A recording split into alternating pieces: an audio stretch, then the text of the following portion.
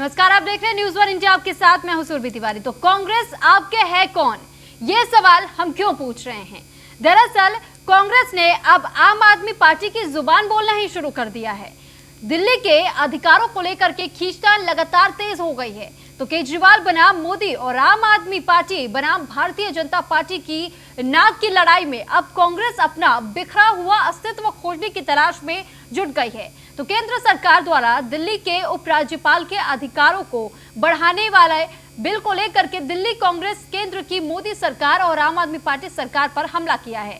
दिल्ली कांग्रेस के अध्यक्ष अनिल चौधरी ने आरोप लगाया है कि केंद्र the national capital territory of Delhi second amendment bill 2021 को संसद के बजट सत्र के में पास करने की तैयारी में लगी हुई है, जिसके जरिए दिल्ली की चुनी हुई सरकार की शक्ति केंद्र के प्रतिनिधि उपराज्यपाल के हाथों में दे दी जाएगी।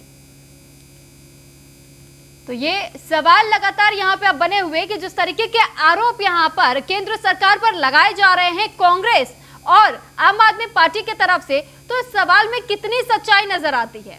क्योंकि ये जो आर पार की लड़ाई देखी जा रही है, सीएम केजरीवाल की चुप्पी तो अब देखने को मिल ही रही है, लेकिन इसके पीछे का राज क्या है, क्योंकि इनके तरफ से तो अब कांग्रेस बोलती हुई नजर आ रही है। तो ये यहाँ पर साफ तौर पर देखा जा सकता है कि किस तरीके से ये जो कटाक्ष किया जा रहा है केंद्र सरकार पर, लगातार केंद्र सरकार को हर मुद्दे पर कांग्रेस घेरने का काम करती रहती है। इस बार कांग्रेस ने इस मुद्दे को छेड़ दिया है। तो कांग्रेस ने अब इस लड़ाई में घुसना वाजिब समझा और कांग्रेस ये कह रही है कि जिस तरीके से केंद्र जो ये एलजी के लिए जो अधिकार बढ़ाने का काम कर रही है गोपनीय तरीके से, कितना उचित है। और ऐसे में एक प्रेस कॉन्फ्रेंस भी मनीष सिसोदिया की तरफ से बुलाई गई थी 4 फरवरी को, जब 4 फरवरी को मनीष सिसोदिया ने साफ तौर पर यह कह दिया कि केंद्रीय कैबिनेट ने एक बिल को बहुत ही गोपनीय तरीके से मंजूरी दी है, जिससे उपराज्यपाल के अधिकारों में बढ़ोतरी होगी। उनका आरोप है कि इस फैसले के जरिए बीजेपी पिछले दरवाजे से दिल्ली में सरकार चलाना चाह रही है।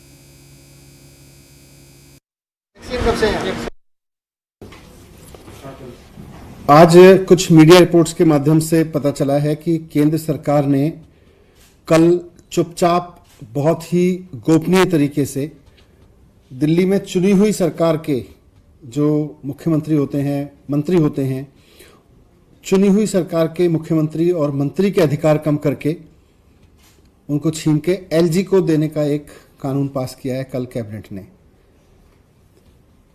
दिल्ली की सरकार को बनाने का जो कानून है, जिसे जेएनसीटी एक्ट कहते हैं, उसमें बदलाव करके केंद्र सरकार अब एलजी को इतनी पावर देने जा रही है कि वो दिल्ली की चुनी हुई सरकार के काम रोक सकें। दिल्ली की चुनी हुई सरकार के पास अब निर्णय लेने की शक्ति नहीं होगी, वो एलजी के पास होगी। एलजी का मतलब है केंद्र सरकार के पास होगी, केंद्र की बीजेपी की सरकार के पास।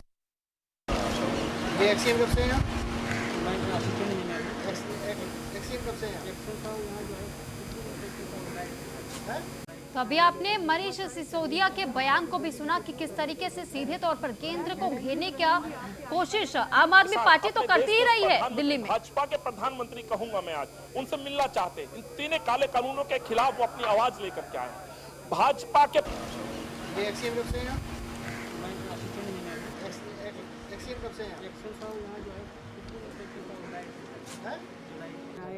बहुत सारे चैलेंजेस हैं, आपने दिल्ली बीजेपी को करीब से देखा है, क्या चैलेंजेस रहेंगे आपके? तो दिल्ली के अधिकारों को लेकर के खींचतान दिल्ली में तेज हो गई है, जहां पहले तक तो आम आदमी पार्टी के जो लोग, जो कार्यकर्ता थे, वही लगातार केंद्र सरकार को घेरने का काम करते थे। लेकिन अब यह भी देखा जा रहा है कि कांग्रेस भी इस लड़ाई में कूद पड़ी है। तो जो कांग्रेस की लड़ाई है अब वो दिल्ली पर आ चुकी है, क्योंकि दिल्ली में जो एलजी के अधिकार है, एलजी के अधिकारों को लेकर के तमाम सवालिया निशान खड़े किए जा रहे कांग्रेस की तरफ से। और कांग्रेस का भी यही कहना है कि आम आदमी पार्टी यूं ही केंद्र को नहीं घेरती रहती है। केंद्र सरकार गोपनीय तरीके से एक बिल पेश कर रही है और इसी वजह से इसे मुद्दा बनाने की कोशिश अब केंद्र ये जो कांग्रेस है वो भी करने की कवायद में जुटी हुई। इसी वजह से हम ये सवाल पूछ रहे हैं कि कांग्रेस आपके हैं कौन? क्या कोई गुप्त रिश्ता इनमें बनता हुआ नजर आ रहा है? क्या कहीं ना कहीं गुप्त तरीके से कांग्रेस और आम आदमी पार्टी एक हो चुके हैं? ये अहम सवाल यहां पर खड़े होते हैं।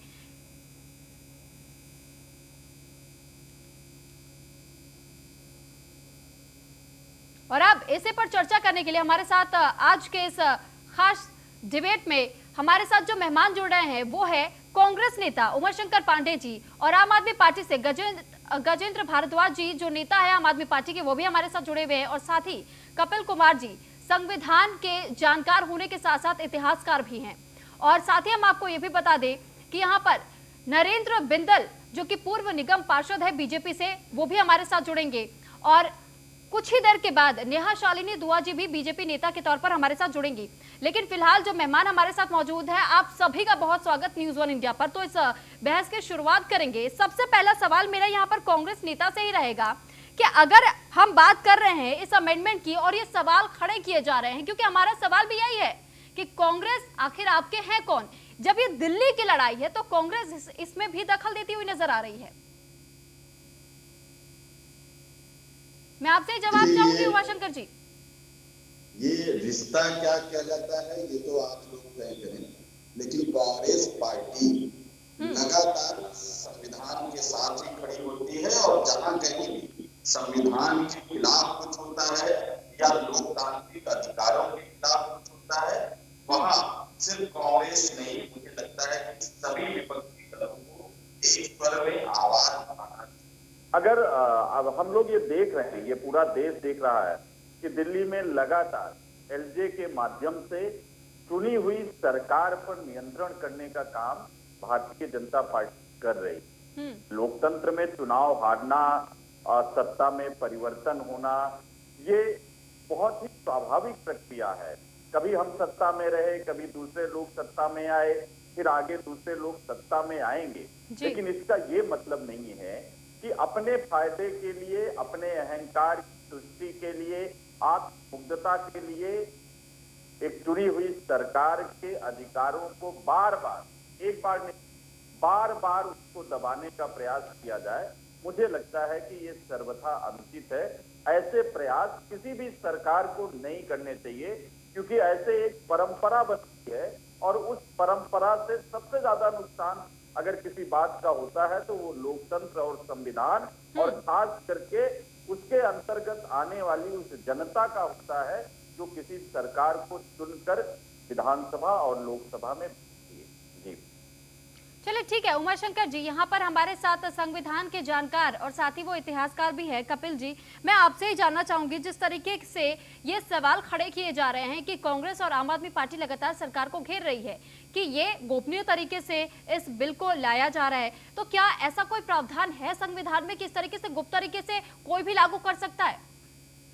देखिए, मुझे थोड़ी हंसी आती है इस बात पे कि भारतीय संविधान में और भारत के लोकतंत्र में कोई ऐसा प्रावधान नहीं है कि कोई भी बिल गोपनीय तरीके से पास करा लिया। हाँ, लेकिन इसके कुछ तरीके मैं इतिहास के तौर पे उदाहरण पे दे देता हूँ कांग्रेस के प्रवक्ता जी को कि जिस समय इमरजेंसी लगी हुई थी और कितने ऑपोजिशन के लीडर उस समय जेलों के अंदर बंद थे, और उस संसद के अंदर जो ये धर्मनिरपेक्षता का अमेंडमेंट किया गया था हमारे देश के अंदर, वो कैसे किया गया था जरा कांग्रेस उसको याद कर ले कि जो वर्ड सेकुलरिज्म कॉन्स्टिट्यूशन में डाला गया था वो किन परिस्थितियों में डाला गया था, जरा उसको याद कर ले, थोड़ा अपने इतिहास को पीछे देख ले कि खुद हमने क्या किया है, उसके बाद किसी के ऊपर दूसरा आरोप लगाएं कि ये आरोप लगाया जा रहा है कि गोपनीय तरीके से लाई जा रही है। बताइए मुझे, आप कैसे कह सकते हैं कि गोपनीय तरीके से? हर डिबेट बिल जो आता है पहले सर्कुलेट होता है, पेश होता है, उस पर डिबेट होती है। ये हर चीज के अंदर कांग्रेस जो है, मतलब कोई भी चीज करनी हो सरकार की, कांग्रेस को जो है सिर्फ अराजकता फैलाने के अलावा और देश में संदेह फैलाने के अलावा और कोई दूसरा काम ही नहीं रह गया है। ये कितनी बेशर्मी भरी बात है कि आप अपनी जबान संभालिए, जबान संभालिए अपनी। आप श्रीमान जी बेशरम आप होंगे, मैं नहीं हूं। आप बेशरम हैं, कांग्रेस वाले सबसे बड़े, समझ गए? आपकी पार्टी से ज्यादा बेशरम पार्टी कोई नहीं है जो खालिस्तानियों को समर्थन करती है। भाजपा प्रवक्ता के रूप में कर रहे हैं। मैं भारतीय प्रवक्ता नहीं हूं, बेशरम आप हैं जो सिर्फ आप पारिवारिक दास बन करके एक परिवार की दास्ता करते हैं। बेशरम आप हैं, अपने आप को देखिए आप कितने पागल बिठा दिया आपने। मैंने एक संवैधानिक बात की, आप उसका जवाब दीजिए। आपको मेरी संवैधानिक बात का जवाब नहीं है, इसलिए आप बेशरम बेशरम कर रहे हैं। आप लोगों का कानूनी डिबेट को डिरेल करना है, क्योंकि आप लोगों के पास तर्क नहीं, आप तर्क का जवाब नहीं दे सकते। मेरे तर्क का जवाब दीजिए, क्या कोई कानून बन सकता है गोपनीय तरीके से? क्या कोई कानून बन सकता है गोपनीय तरीके से? इसका जवाब दीजिए। इनका इलाज कराइए, फिर इनको डिबेट। अरे आप अपना मानसिक इलाज कराइए, पारिवारिक दास। पहले इनका इलाज। राहुल गांधी की दास्ता करते करते आप बेशरम हो गए हैं। आप अपना मानसिक इलाज कराइए जाकर के। बेशर्म आदमी, मिस्टर बेशर्म। बेशर्म को देखिए, अगर ये भाषा रखिए। नहीं उमाशंकर जी, भाषा का इस्तेमाल देखिए ये सही नहीं है। तो ऐसे जाहिल आदमी के साथ में भी डिबेट नहीं करेंगे। आप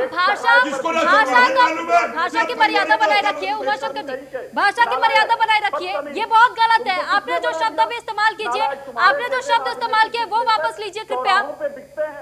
चौराहों पे एक चाय पर बिकते हैं तुम्हारे जैसे राजनीतिक। उमाशंकर जी, शब्दों की मर्यादा बनाए रखिए। मैं तुझे बता देता कितना मैं बिकता हूँ। प्रवक्ता के रूप में बैठ पारिवारिक दास हो तो। चले ठीक, ये नहीं देखिए, बहस को आप कहीं और लेकर के जा रहे हैं। आप बहस को कहीं और लेकर के जा रहे हैं उमाशंकर जी। ये इस भाषा वाले, मैं पहली बार आपकी चैनल पे आया हूँ, ऐसी भाषा वाले के साथ मैं डिबेट नहीं करता। माफ कीजिए, ऐसी भाषा वाले जाहिल पारिवारिक दास। ठीक है, मैं चाहूंगी उमाशंकर जी की जी बिल्कुल आवाज उनकी कम कर दी जाए, क्योंकि जो जिस तरीके का भाषा का प्रयोग आप कर रहे हैं वो हम बिल्कुल भी कबूल नहीं करेंगे। और ये बिल्कुल भी, मैं सभी जितने इस वक्त मेहमान हमारे साथ बने हुए सभी से एक बार फिर रिक्वेस्ट कर रही हूँ कि प्लीज भाषा की मर्यादा को ध्यान में रखें। चौराहे पे अपने को बेच रखा है। चलिए ठीक, कपिल जी एक मिनट, एक बार मैं ये सवाल, यहाँ आम आदमी पार्टी के नेता भी हमारे साथ जुड़े हुए गजेंद्र जी, आपसे मैं पूछना चाहूंगी कि 4 फरवरी को प्रेस कॉन्फ्रेंस बुलाई गई थी मनीष सिसोदिया की तरफ से। उन्होंने ये कह दिया कि गोपनीय तरीके से मंजूरी दी है जिससे उपराज्यपाल के अधिकारों में बढ़ोतरी होगी। तो कहां से ये जानकारी आप लोगों के हाथों लग जाती है? कहां से आप लोग को ऐसी जानकारियां मिलती है कि गोपनीय तरीके से बिल को पेश कर दिया गया है और किसी के सामने ये बात का जिक्र हुआ ही नहीं? आम आदमी पार्टी और कांग्रेस को पहले पता चल जाता है।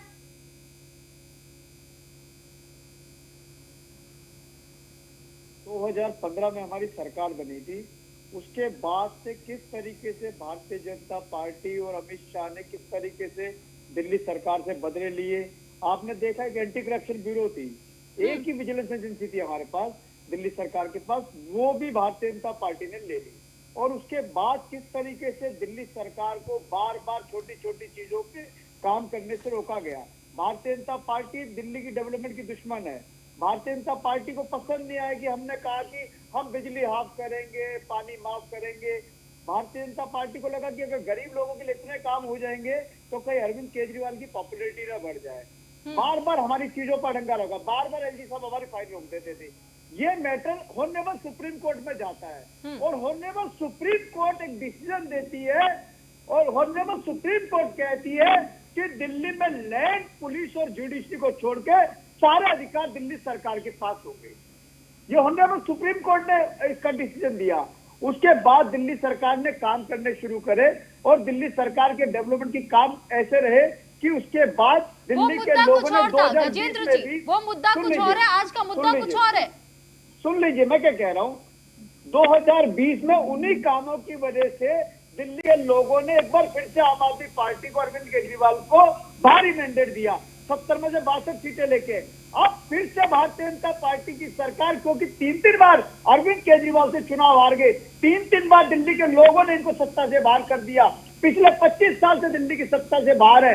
तो कैसे दिल्ली के लोगों से बदला ले, कैसे दिल्ली के लोगों से बदला ले, उस तरीके से काम कर रहे हैं भारतीय जनता पार्टी वाले। आप कह रहे हैं बीजेपी आम आदमी पार्टी से बदला लेने की कोशिश करती है, लेकिन क्या आप वो दौर भूल गए जब आम आदमी पार्टी के लोग ही हर बात के लिए केंद्र को घेरते रहते? आपने क्या अपनी कभी गलतियां या कमियां मानी है? कैमरे लग रहे हैं, महिलाओं की यात्रा फ्री है। भारतीय जनता पार्टी वालों को बर्दाश्त नहीं, क्योंकि भारतीय जनता पार्टी वाले गरीब के विरोधी हैं। वो नहीं चाहते कि गरीब आदमी को मूलभूत सुविधा मिले। वो लोकतंत्र की धज्जियां उड़ाने, इसको दिल्ली में नहीं पूरे देश में। आपने गजेंद्र जी ठीक, आपके इसी सवाल का जवाब बीजेपी नेता नेहा शालिनी दुआ जी से मैं लेना चाहूंगी। सबसे पहले तो नेहा जी बहुत स्वागत आपका न्यूज़ ऑन इंडिया पर। और नेहा जी, जिस तरीके से सवाल आप पर खड़े किए जा रहे, बीजेपी पर लगातार सवाल ये खड़े किए जा रहे हैं कि आम आदमी पार्टी का यह आरोप है बीजेपी पर कि एलजी का इस्तेमाल कर बैकडोर से सरकार चलाने की कोशिश बीजेपी कर रही है, तो इस बात में कितनी सच्चाई नजर आ रही है? इस बात से आप सच्चाई पूछ रहे हैं, ये जो सामने बैठे हैं इनको खुद ही सोचना चाहिए और शर्म आनी चाहिए कि अगर चला सकता, अगर हम उन्हीं को सारे अधिकार उपराज्यपाल को ही दिलवा देते तो इनकी तो जरूरत ही नहीं थी, ये तो सिर्फ नाम के लिए फिर बैठे हुए हैं। लेकिन सारे अधिकार इनके पास होने के बाद दिल्ली की जनता को दे क्या रहे हैं? आप इनसे पहले ये पूछिए, कांग्रेस चाहे कांग्रेस हो चाहे आम आदमी पार्टी, इन लोगों ने दिल्ली की जनता के लिए कुछ नहीं किया। यहाँ दिल्ली के जो किसान है, दिल्ली के आसपास के इलाकों के किसान, उनको कुछ भी अगर कृषि से रिलेटेड कोई उपकरण खरीदना होता है उस पर कोई सब्सिडी नहीं है। ये दिल्ली सरकार ने उनको कोई सब्सिडी नहीं दे रखी, वो लोग खरीदते हैं बकायदा पूरे पैसे देके, जबकि बाकी राज्यों में इस पे सब्सिडी दी जाती है। जब आयुष्मान योजना आई तो हमने कहा कोरोना आया हुआ है, जबकि आयुष्मान योजना बहुत पहले से ही है, लेकिन दिल्ली वालों को इससे वंचित रखा गया। क्यों रखा गया? तो सवाल सिर्फ इस बात का है, दिल्ली की जनता को हमेशा केजरीवाल, जो मेरी आवाज ना इको हो रही है इसलिए मैं ढंग से बोल नहीं पा रही, थोड़ा आवाज ठीक करवाइए। आपकी आवाज ठीक तरीके से आ रही है हम तक, आप अपनी बातों को रखिए नेहा जी, क्योंकि नहीं, लगातार इको हो रही है। दूसरा मैं आपसे ये कहना चाहूंगी कि जब केंद्र सरकार की तरफ से कहा गया कि सारी अनऑथराइज कॉलोनीज को पक्का किया जाए, ठीक है, क्यों नहीं करते ये लोग? इनकी प्रॉब्लम ही यही है कि ये केंद्र की कोई भी योजना दिल्ली वालों को नहीं आने देते। यहाँ गजेंद्र जी ने तो ये सवाल भी खड़े कर दिए नेहा जी कि बीजेपी उन्हें काम ही नहीं करने देना चाह रही है और इसी वजह से एलजी के जो अधिकार है उनको बढ़ाने का काम गोपनीय तरीके से किया जा रहा है।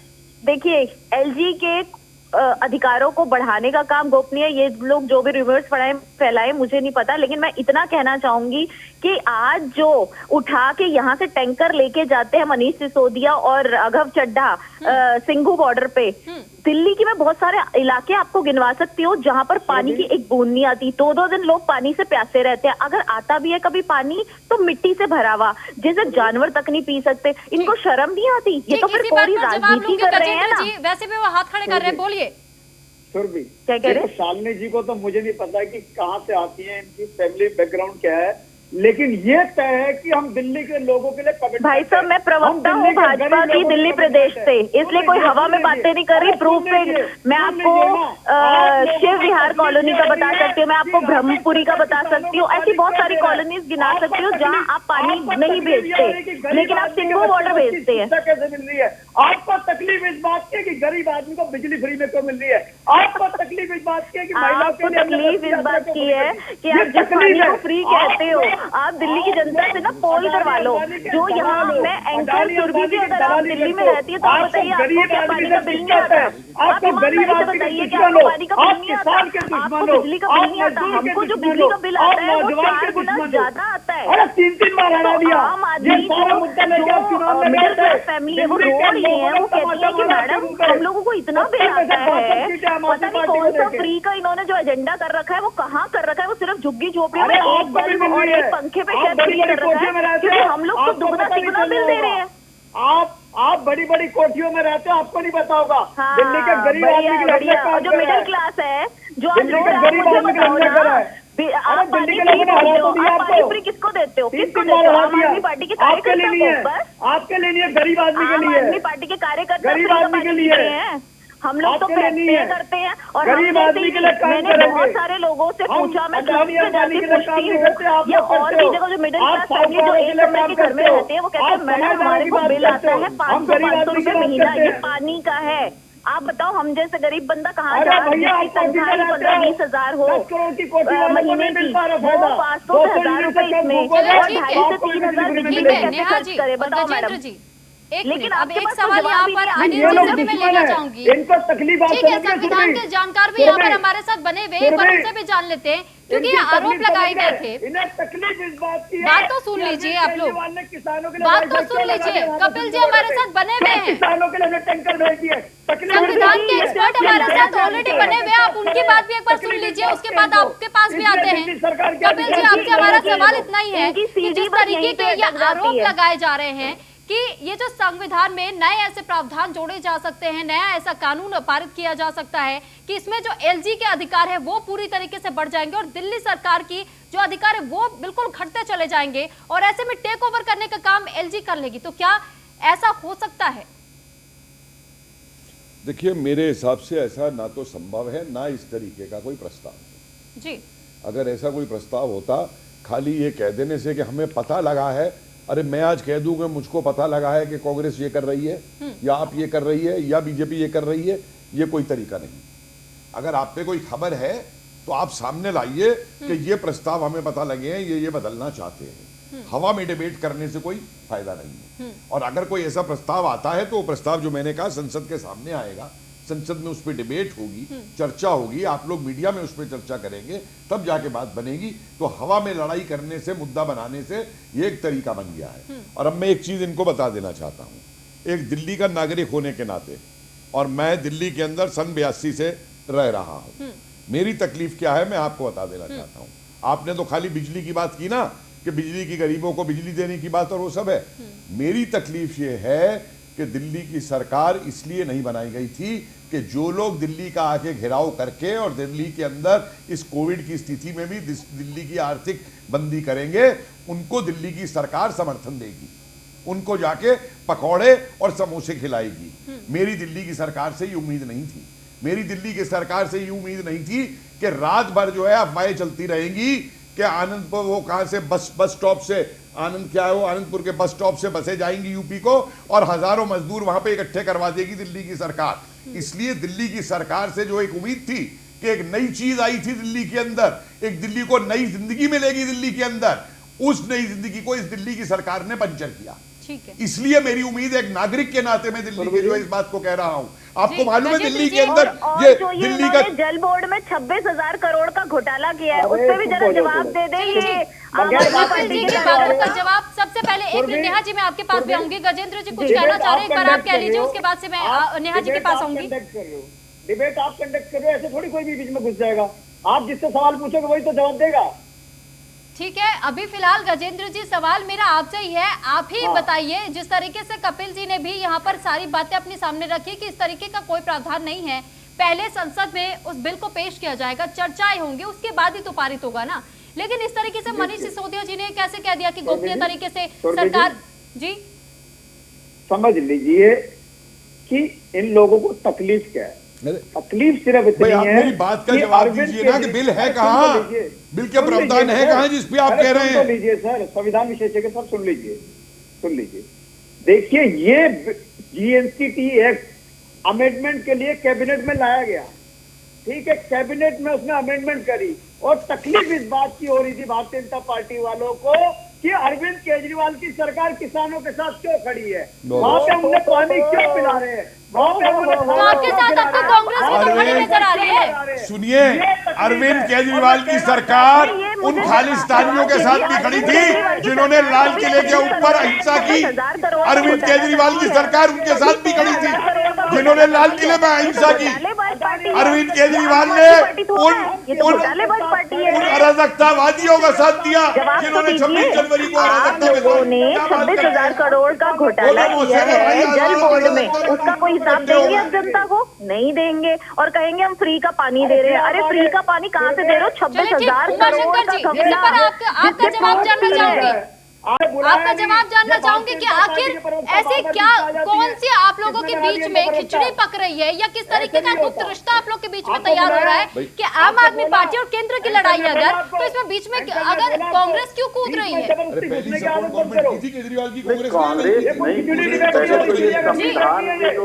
उमाशंकर जी एक मिनट, आप लोग की बात सुन लिया, आप उमाशंकर जी को बोल लेने दीजिए। जी हाँ, ये जरा इनको चुप कराइए। पहली बात तो इनको जरा समझा दीजिए, जरूरी नहीं है कि कोई अध्यादेश या कैबिनेट के सर्कुलेशन से कोई चीज भी जारी होती है वो संसद में बहस के लिए नहीं आती है। वो कैबिनेट ही जो है कैबिनेट मीटिंग करके वो सर्कुलेशन के रूप में आदेश जारी कर देती है। वो संसद में बहस उसके लिए जरूरी नहीं है, एक बात। दूसरी बात कि संसद में जो किसान कानून पारित हुआ उसको भी संसद में इस सरकार ने बहस नहीं कराई, जबरदस्ती अपने क्या वोटिंग नहीं हुई थी? वोटिंग नहीं हुई थी, बहसबाजी नहीं हुई थी। सुन लीजिए आप प्लीज मेरी बात, मुद्दों पे जाऊंगा तो आप उन चीजों को उठा के देखिए कि कैसे मार्शलों के माध्यम से विपक्ष के सांसदों को बाहर करके और उसको बिल को तुरंत पास कराया। चलिए ठीक, लास्ट एक नेहा जी आपसे सुन लीजिए, लास्ट एक नेहा जी, आपको उमाशंकर जी आपकी बात सुनी, लास्ट एक नेहा जी का चाहेंगे। आप प्लीज मैं पूछना चाहती हूँ आम आदमी पार्टी से, ये जो 26,000 करोड़ का इन्होंने जल बोर्ड में घोटाला किया है, उसका कोई हिसाब है? वो दिल्ली की जनता का पैसा नहीं है, वो आपका हम लोगों के टैक्स पेयर का पैसा नहीं है। जवाब क्यों नहीं आप लोग देते? अगर ऐसे बोलेंगे तो किसी की बात सुनाई नहीं देगी, एक एक करके बोल लीजिए। सुरभि जी, मेरा नाम आपने लिया है, तो शायद जो भी बोल रहे हैं उनको इतनी कर्टेसी तो होनी चाहिए, तमीज होनी चाहिए, वो चुप कर जाए। ठीक है, आप सभी का बहुत शुक्रिया हमारे साथ इस चर्चा में जुड़ने के लिए और अपनी अपनी बातों को रखने के लिए।